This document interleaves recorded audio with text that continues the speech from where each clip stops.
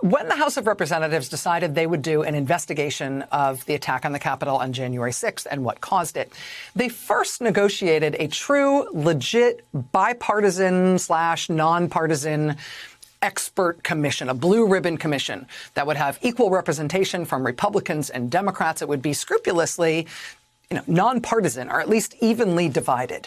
Democrats in the leadership of the House negotiated that with the Republicans who had been delegated by their leadership to come up with this sort of thing. Both sides came to an agreement. They worked out in detail how this bipartisan, nonpartisan blue ribbon commission would work. They put it up for a vote, and the Republicans voted against it anyway. But after Republicans voted down their own proposal for a bipartisan, nonpartisan expert investigation, House Speaker Nancy Pelosi said that she wouldn't let the idea die if they wouldn't do something with the Democrats, this sort of expert commission. Instead, she would create in the House a select committee to investigate January 6th. And instead of external experts brought in by both sides to sit in on a blue ribbon expert nonpartisan commission, it will be members of Congress who serve on this select committee. Nancy Pelosi announced that she would appoint Republican Congresswoman Liz Cheney and a short list of Democrats. She then invited the Republican leader of the House, Kevin McCarthy, to appoint 5 members as well. And one of the names on his list of 5 appointees was Jim Jordan. Now, how did that go on January 6th between Jim Jordan and Liz Cheney again? You just put that back up. Oh, yeah, there it is. Bottom of page 491. That effing guy, Jim Jordan, that son of a... I smacked his hand away and told him, get away from me, you effing did this. That is on the record. That is a known thing. Kevin McCarthy, like all of us, knew that Liz Cheney was already on that committee. He also had to have known about this recent sort of blockbuster reporting about what went down between Liz Cheney and Jim Jordan inside the House as the House was being attacked on January 6th. And knowing that, what better way to blow up that committee than by trying to slip onto that committee that same Jim Jordan, to sit alongside Liz Cheney to get to the bottom of what really happened that day. Congresswoman Cheney today was asked about Nancy Pelosi's decision to say no to Jim Jordan and one other Republican member of Congress being put on that committee by the House Republicans. At every opportunity, the minority leader has attempted to prevent the American people from understanding what happened, to block this investigation. Today, the Speaker objected to 2 Republican members. She accepted 3 others. She objected to 2, one of whom may well be a material witness to events that led to that day, that led to January 6th. The other, who disqualified himself by his comments in particular over the last 24 hours, demonstrating that he is not taking this seriously. He is not dealing with the facts of this investigation, but rather viewed it as a political platform. This investigation must go forward. The idea that anybody would be playing politics with an attack on the United States Capitol is despicable and is disgraceful. And I am absolutely dedicated and committed to making sure that this investigation holds those accountable who did this and ensures that it never happens again. And the American people deserve that, and that is what we're going to do. Congresswoman, do you think you can still get that nonpartisan investigation you want, given that no other Republican but yourself will participate? I am absolutely confident that we will have a nonpartisan investigation, that it will look at the facts, that it will go wherever the facts may lead. There are 3 members that the minority leader proposed that the Speaker did not object to.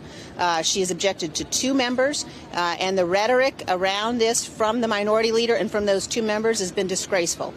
This must be an investigation that is focused on facts, and the idea that any of this has become politicized is really unworthy of the office that we all hold, and unworthy of our republic. Did you personally urge the Speaker to take this step?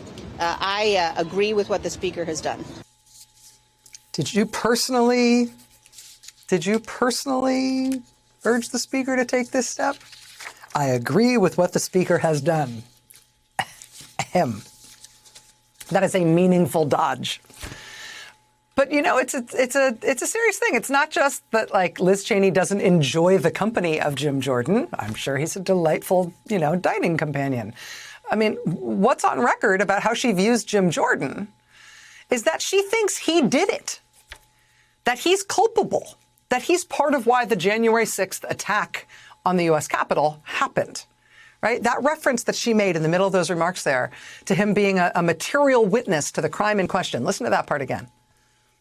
She objected to two, one of whom may well be a material witness to events that led to that day, that led to January 6th. The other who disqualified himself by his comments in particular over the last 24 hours, demonstrating that he is not taking this seriously. So House Speaker Nancy Pelosi did intervene today to block 2 of the proposed 5 Republicans from the January 6th commission. And the latter one, described there by Liz Cheney, is Congressman Jim Banks. Jim Banks really did put out a statement once he was named to this committee saying that this committee shouldn't actually focus on January 6th. It should investigate other protests against police violence and stuff. He said the only reason the House was setting up this January 6th committee was to, quote, malign conservatives. But the other guy who got himself objected to by Nancy Pelosi, Jim Jordan, she's describing him as something different. She is describing him as, in her words, a material witness to the events that the committee is going to investigate. And that is not just a rhetorical shove at Jim Jordan. That's a real thing. And it comes from a real place. Look at this. This is from Politico on December 21st, 2020. Look at the headline. House Republicans meet with Trump to discuss overturning election results. And then there's the subhead there.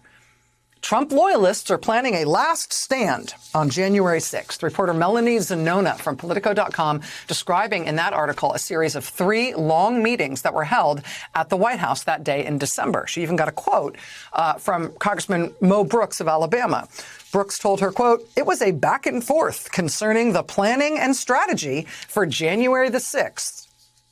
Quote, during Monday's meeting at the White House, where lawmakers noshed on a mid-afternoon snack of meatballs and pigs in a blanket, Trump talked with the members for over an hour about how January 6th would play out.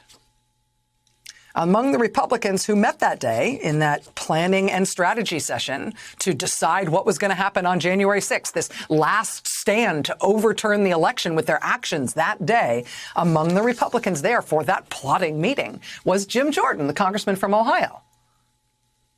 You're going to put him on the commission investigating what led up to the events of January 6th? Really?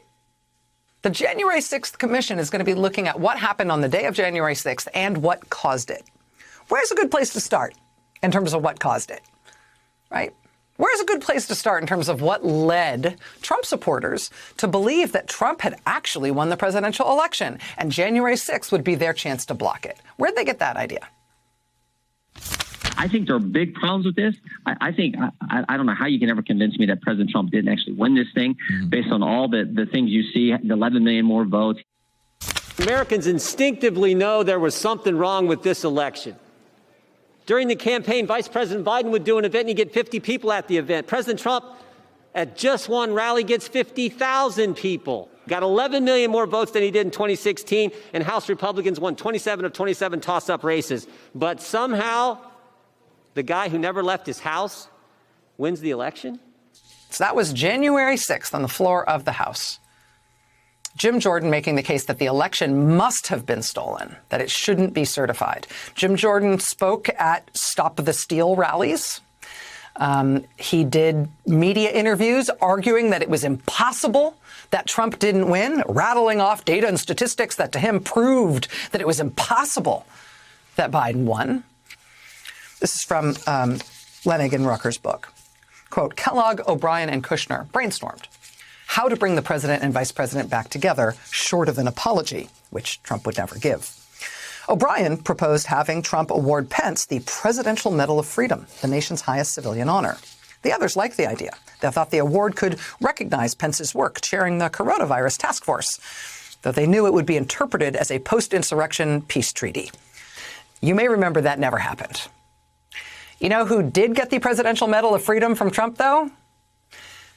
Jim Jordan. Why did Jim Jordan get it? His contributions to wrestling?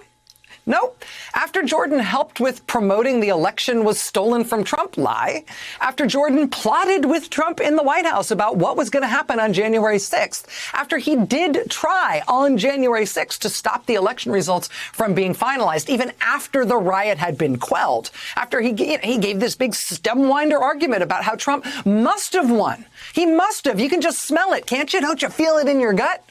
After all of that, Trump did not give the Medal of Freedom to Vice President Mike Pence, who had, after all, certified the election. He gave it to Jim Jordan.